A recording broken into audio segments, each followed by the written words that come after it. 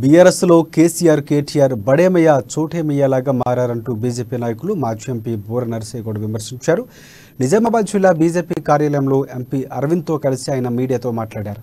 కొట్లాడి తెచ్చుకున్న తెలంగాణలో కల్వకుంట్ల కుటుంబ హవా సాగుతుందని, మిగతా నేతలంతా జోకర్లుగా మారిపోయారని అన్నారు.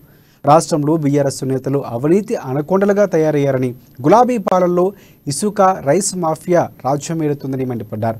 నిజాం షుగర్ ఫ్యాక్టరీని తెరిపించలేని వారు విశాఖ స్టీల్ ప్లాంట్ కొనుగోలు చేస్తామనడం హాస్యాస్పదంగా ఉందన్నారు.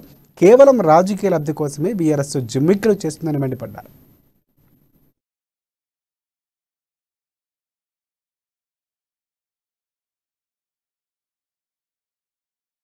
కల్వకుంట్ల కుటుంబానికి బీఆర్ఎస్ ఇవ్వాలనే ఉద్దేశంతో 100% తెలంగాణ ప్రజలు కానీ ఓటర్లు కానీ నిజామాబాద్ జిల్లా ప్రజలు కానీ సిద్ధంగా ఉన్నారు.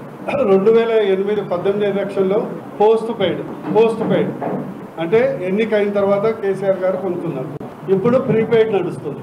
ఇప్పుడు ప్రీపెయిడ్ బ్యాచ్ ప్రీపెయిడ్ అంటే కేసీఆర్ గారే పాదయాత్ర చేపిస్తారు, కేసీఆర్ గారే సెలక్షన్ చేస్తున్నారు, 20 మందికి కేసీఆర్ గారే ఫండింగ్ ఇస్తున్నారు. ఇదంతా ప్రీపెయిడ్ బ్యాచ్ నడుస్తుంది. అందువరకు ప్రజలు కూడా గమనిస్తున్నారు. ఇక్కడ ఉన్నటువంటి కాంగ్రెస్, కేసీఆర్ కాంగ్రెస్ ఒక బ్యాచ్, రేవంత్ రెడ్డి కాంగ్రెస్ ఒక బ్యాచ్,